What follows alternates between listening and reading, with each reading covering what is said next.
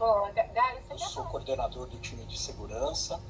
A área de segurança agora está passando por uma fusão bastante importante dentro dessa filosofia de DevSecOps, que é a união, né, de forças do desenvolvimento com o time de segurança, com o time de operações, no intuito de, no final, né, como se fosse uma linha de produção, o desenvolvimento de software.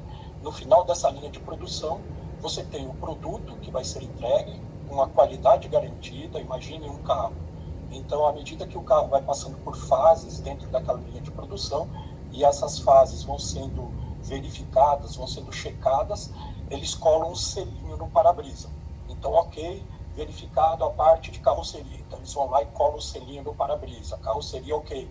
Né? E assim por diante. No final da nossa linha de produção aí do software, que é o nosso produto, né?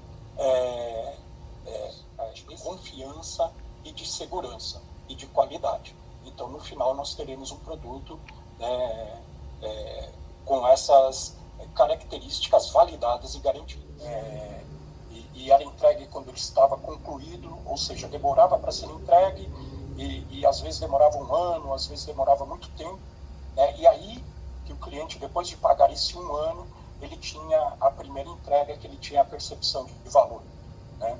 Muitas das vezes, quando eram entregues, estavam sempre atrasados, e não raras vezes, quando eles eram entregues, já estavam até defasados, porque demoravam, atrasavam e além disso, no final das contas, tinham baixa qualidade. A preocupação era com planejamento e documentação desses ciclos de desenvolvimento, e se desprezava o principal, que era agradar o cliente e gerar valor para ele. De metodologias ágeis, e nessa reunião, eles uniram o que havia de melhor em todas essas filosofias e criaram um manifesto ágil.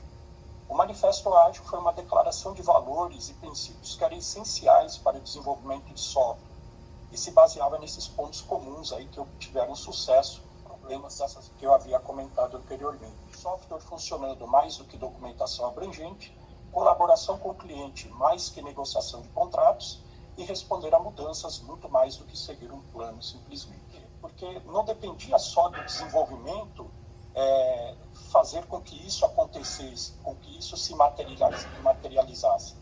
Então, em 2008, em uma conferência de desenvolvimento ágil, chegou-se a um consenso e criou-se aí, né, o termo e a cultura DevOps, que era a união do desenvolvimento com o time de operações. Tudo isso para quê? Para trazer o time de operações mais para perto do desenvolvimento, a fim de viabilizar, né, todas essas mudanças ágeis que o negócio exigia e que o desenvolvimento precisava entregar para o time de negócios.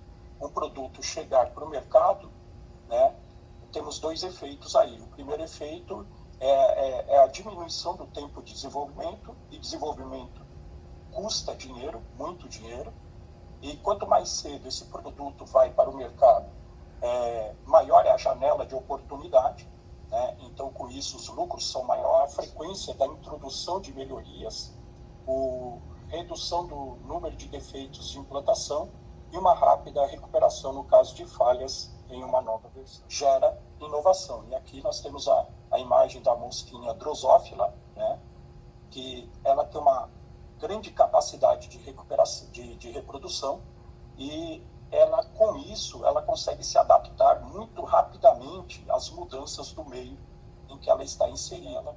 A mosquinha com 4 asas, né, que acaba se adaptando muito mais facilmente ao ambiente, dando a ela maior capacidade aí de sobreviver no meio em que ela está inserida. Isso é bastante importante, né? Foram grandes conquistas, contudo, está faltando algo, né? Algo dentro do processo. Por quê? Porque até então, né, se tinha uma percepção um pouco equivocada de como a segurança se integraria dentro desses processos. Conformidade, o atendimento às regulamentações, como o Pedro falou há pouco tempo atrás aí sobre a LGPD, né? Então, tudo isso tem que estar dentro desse processo. A segurança estaria embutida dentro do processo. né? Então temos aí o rapazinho, né, com aquela famosa barraquinha do tiro ao alvo, onde se tinha o patinho em movimento, né? E pelo simples fato do patinho estar em movimento, seria difícil acertá-lo. Então a filosofia do DevOps, se nós estamos em constante movimento, em constante mudança, né, então vai ser difícil nos acertarem com algum tipo de problema de segurança, porque o ambiente está em constante mudança, ele é dinâmico. Então, até alguém descobrir algum problema de segurança e atacá-lo, o ambiente já mudou, né? Então, era assim que se pensava. Aconteceram por volta de 2017, uma Struts. O Struts, ele é um application server em Java, né? E outra foi uma outra vulnerabilidade chamada Shellshock.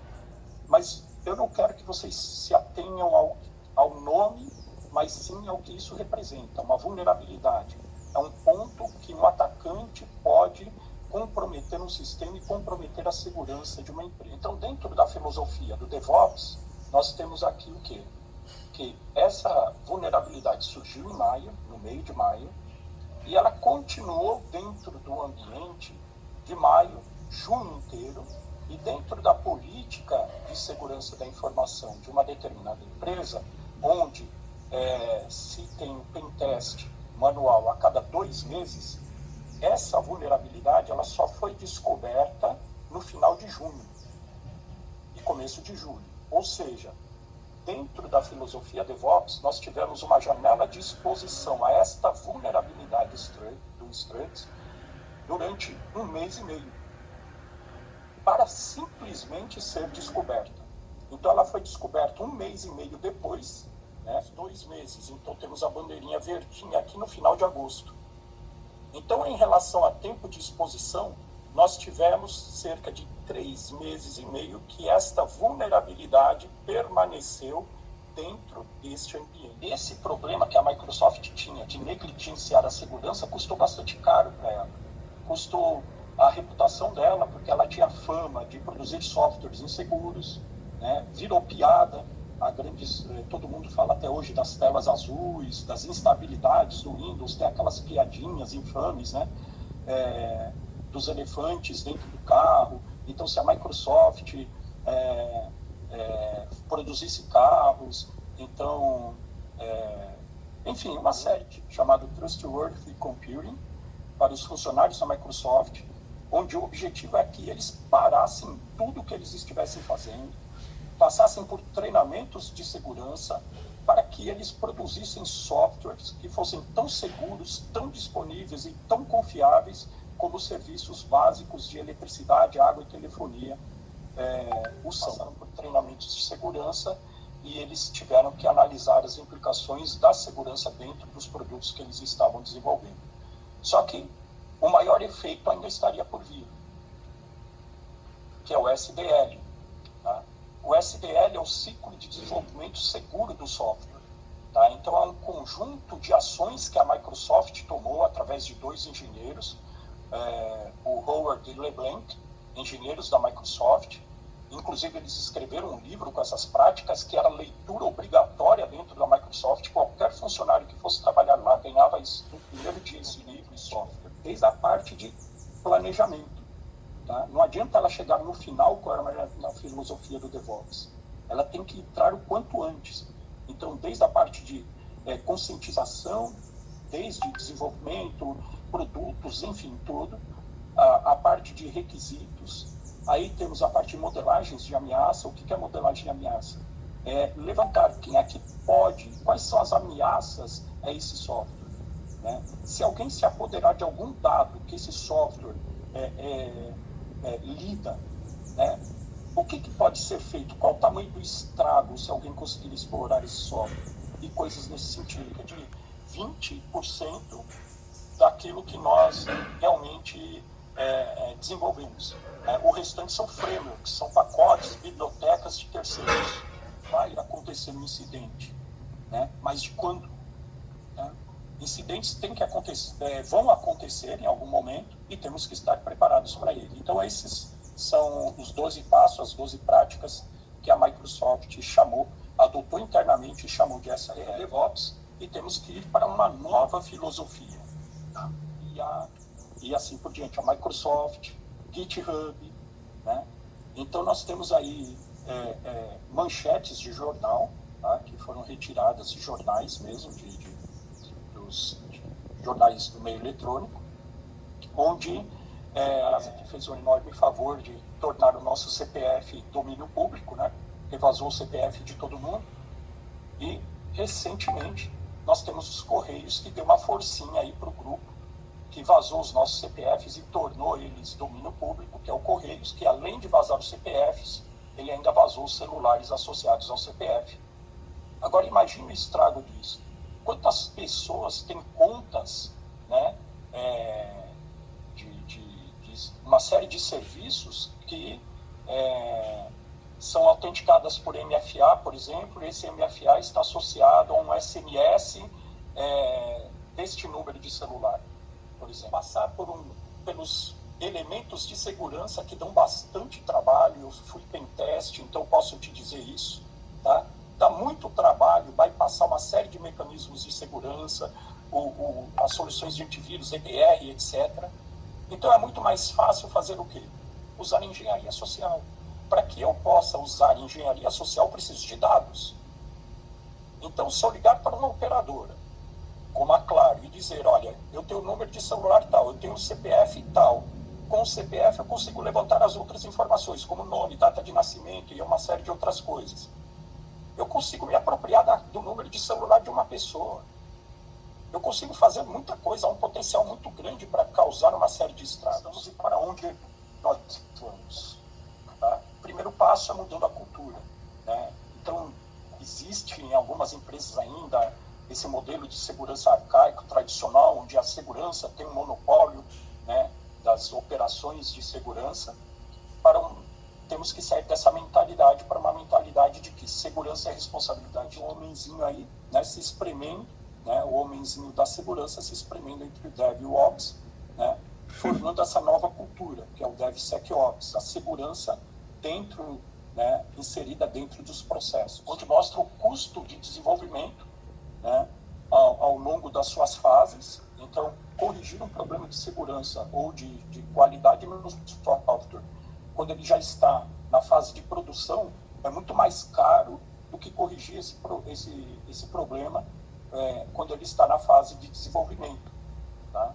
Ou até mesmo na fase de concepção, né, do produto ou do software. Da segurança está na ordem de 7,2 milhões de dólares, tá?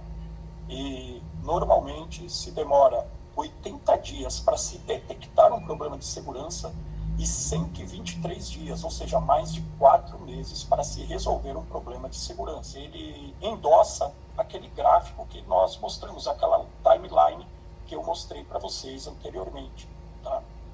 Então, quanto mais cedo a gente detectar, tiver a capacidade de detectar um problema, um bug, um problema de segurança, né, e corrigir, mais barato fica e economizamos tempo e dinheiro para este modelo, tá? E com isso, né, nós estamos aqui dentro dessa fase aí de desenvolvimento de software. Entenda isso para quem é da área de negócio ou que não está envolvido no dia a dia com desenvolvimento, entenda isso como uma linha de produção mesmo, tá? Então, qualquer produto, ele tem uma fase de planejamento, de análise, de design, a implantação dele, os testes, o lançamento dele e a fase de manutenção, onde esse projeto vai ser revisto, aperfeiçoado, aprimorado, corrigido e etc. Tá? Então, dentro desses processos, em azulzinho, né, nós temos os processos associados aí com o desenvolvimento. E em vermelho, os processos de segurança que devem ser inseridos em cada uma dessas fases. Então, dentro da fase de requisitos de negócio, né, onde nós vamos ver a necessidade do negócio para começar a desenvolver o software, nós temos que fazer também uma análise de risco. Dentro da parte de requisitos de sistema, como é que eu vou resolver os problemas do negócio? Então, temos que ter os requisitos de segurança para atender, né, esses requisitos do negócio. Dentro da parte de arquitetura, montagem de componentes, etc., como que vai ser o design desse software, nós temos a parte de modelagem de ameaças. quem pode se interessar em comprometer o nosso software? Hoje o crime organizado ele tem grande interesse nesse tipo de coisa para lavagem de dinheiro, por exemplo, entre uma série de outras coisas. Tá? Então ela está nos auxiliando inicialmente com a parte de SCA e SAST, tá? E mais para frente nós estaremos colocando outros módulos que serão capazes de nos ajudar nesses outros aspectos também. Ele só entrava no final de todo o processo. Aqui nós temos um processo num eterno ciclo de Deming, né, um processo em espiral, tá? Onde o pentest ele é uma realimentação, tá?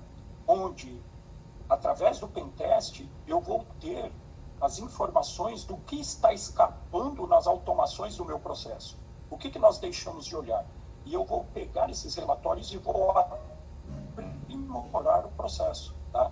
Para que o meu processo cada vez mais esteja refinado, ao ponto de que, no final, a gente tenha sempre o produto com o nível de qualidade e de segurança que nós queremos e que faz a automação da construção desse software.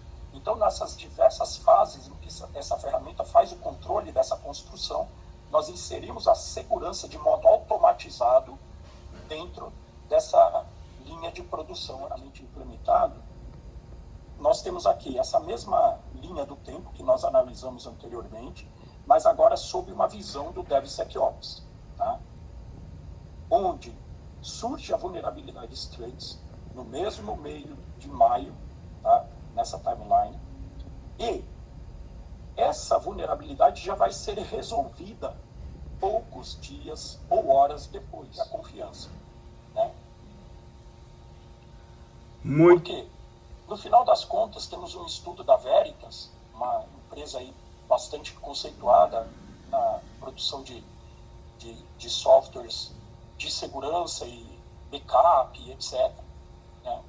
Nós temos um estudo feito por eles em 2018, que indicou que, esse estudo inclusive está embaixo o URL, para quem se interessar depois, mas nesse estudo, 62% dos consumidores deixariam de comprar de empresas que não protegem seus dados.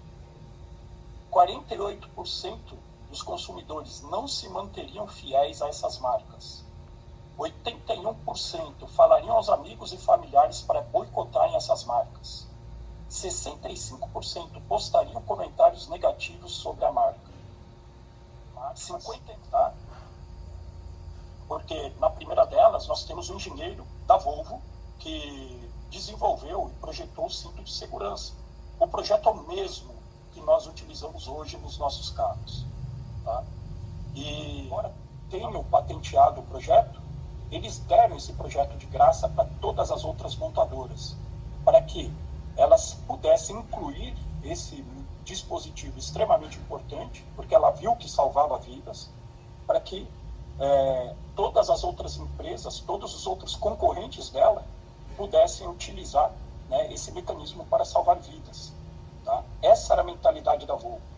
E esse carro, o PV544, foi o primeiro carro da história a vir com o cinto de segurança. Quem me ajudou foi o Rodolfo. Né? Mais clientes confiarão em colocar os dados deles, né, e as reputações deles em nossas mãos, porque terão certeza que estarão seguros. Tá? Confia! Aê! Nós já estamos indo para esse novo mundo, para esse novo lugar.